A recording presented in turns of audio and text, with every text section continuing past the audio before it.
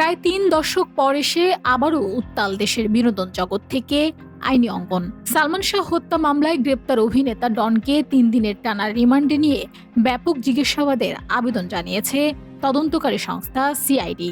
আজ ঢাকার সিএমএম আদালতে এ বিষয়ে এক ভাগ্য নির্ধারণী শুনানি অনুষ্ঠিত হতে যাচ্ছে।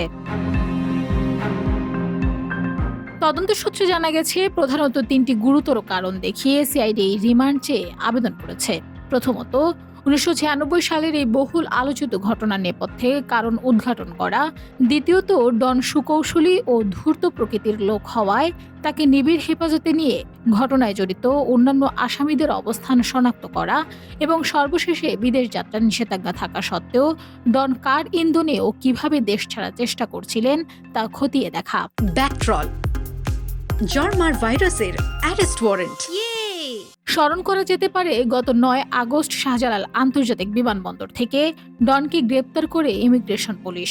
পরবর্তীতে ২ দফায় তার জামিন আবেদন নাকচ করেন আদালত। দীর্ঘ ২৯ বছর ধরে সালমান শাহ পরিবার যাকে পরিকল্পিত হত্যাকাণ্ড দাবি করে আসছে, আদালতের সাম্প্রতিক আদেশে মামলাটি হত্যা মামলায় রূপ নেওয়ার পর তদন্ত নতুন মোড় নিয়েছে। আজকে শুনানির ওপর চোখ রাখছে পুরো দেশ।